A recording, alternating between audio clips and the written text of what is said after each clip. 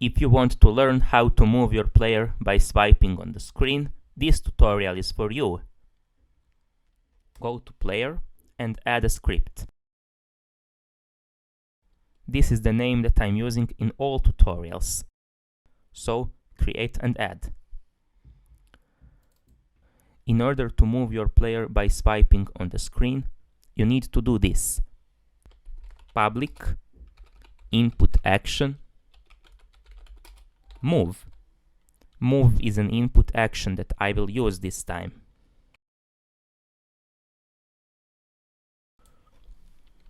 Move enable.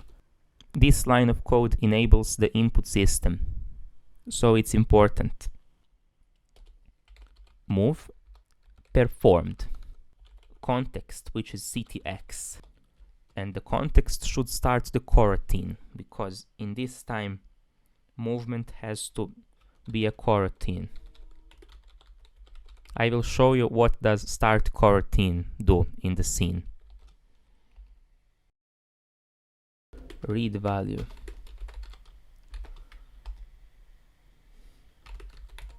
Vector 2.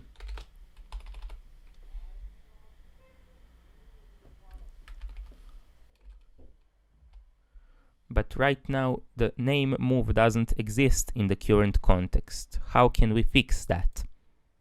I need to define it as an IEnumerator.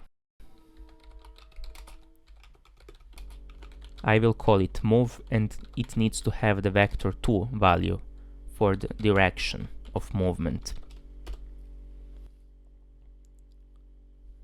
Float y. This is the y-axis of the movement. Transform position.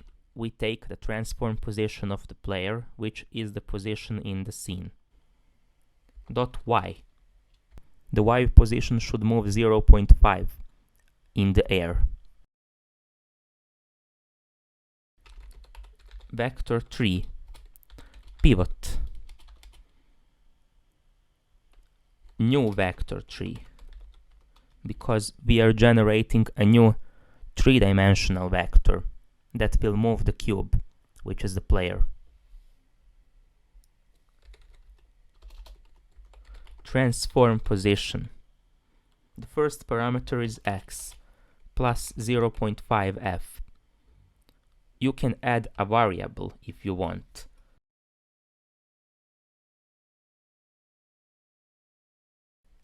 And I will set that 0.5f inside, which is the value which is float. The transform position.x plus move speed. It's moving forwards. And multiplied with the vector 2 direction. The direction is the x-axis, so it has to be like this. Then it moves to the y-axis. It is the default value. We don't move up. We only move left, right, forward, backward. Everything in this bracket is logical. Float x, float y, and float z. So y is the default value, and x and z axis are the things that we need to use to move our player. It should be direction y, because only two values exist in two-dimensional vectors. But that's not enough, because we still have that red line. That means we need a for loop. For I equals 0, make sure to have int, because it's an integer. I is less than 30, and I++. That's how for loops work in most languages. Yield return null. This is the line of code that makes coroutines, because it returns the null object. Rotate around is used for rotating your cube while moving it. This is only if you want your cube to be rotated during the movement. Pivot, then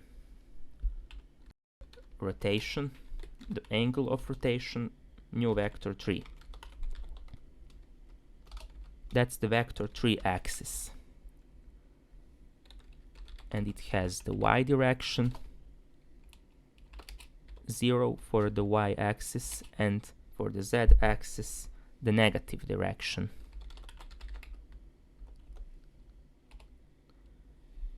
It should be normalized because we want to normalize the movement.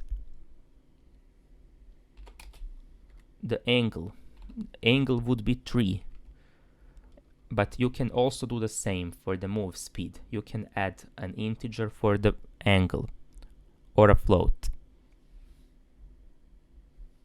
So save the script. Let me see what will happen right now. Nothing is happening. You need only one more line, which is swipe detection. Public static swipe detection instance, because it must match the name swipe detection for the mono behavior script. Public delegate void swipe. The delegate void is used every time you want some kind of code to be delegated. Inside you have the direction, which is called from the script. That's from the player movement script, so you need to delegate from that script to include it in the next one. Now it's time for an event. Swiping is a kind of event that has to be detected every time. Swipe. Swipe, swipe performed. This detects the swipe every time you are moving something on the screen. However, that's not sufficient. We need the position and press for the input action.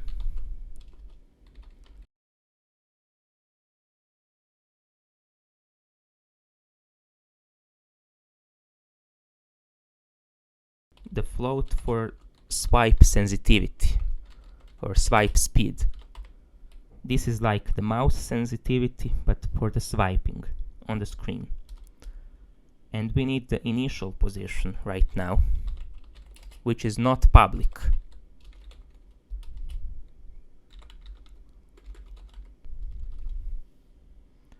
And the current position, which is the last.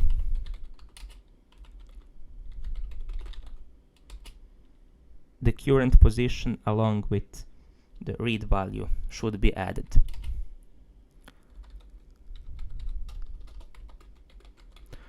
So to add it in the script, you need to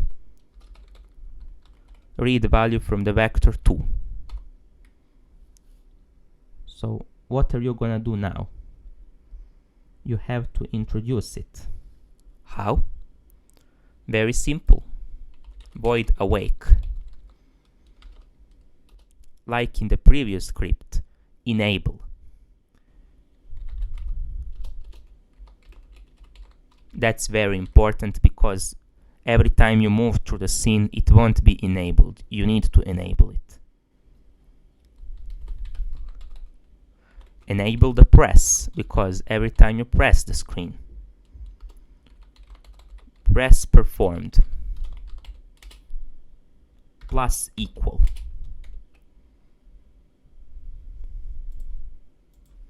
CTX, which is the context.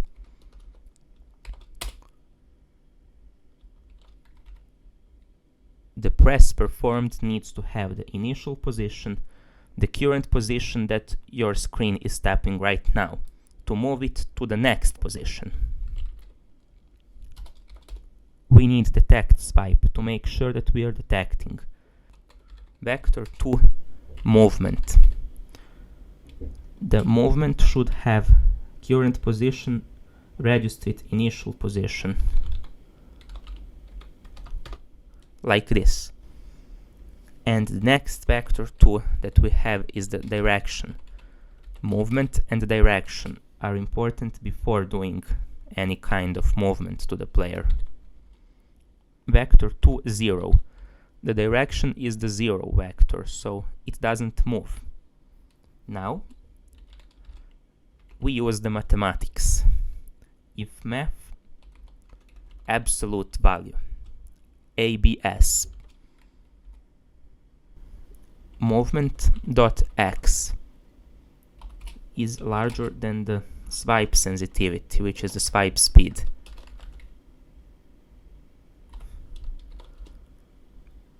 the direction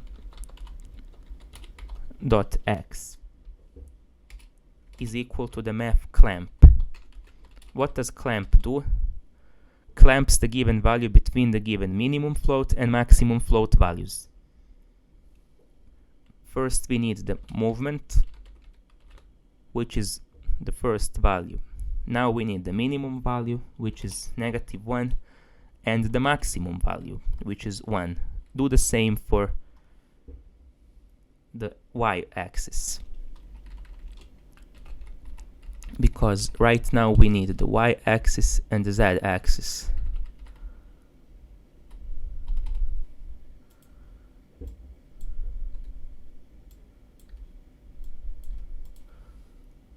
Alright, so math abs x and math abs y, detecting two axes of movement and using the clamp for each value, detecting the first vector and minimum and maximum values. If the direction 0,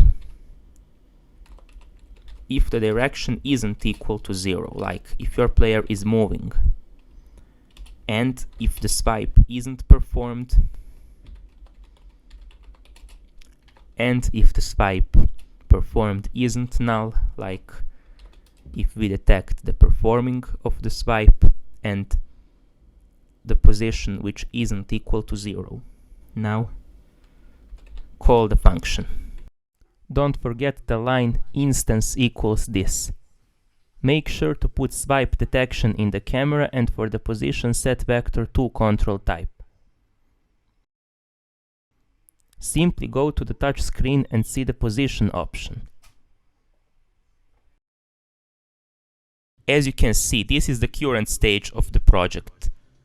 It will be much more complex in the final form. So stay tuned to new videos and updates from the creator of Cosmobot. Have a good day.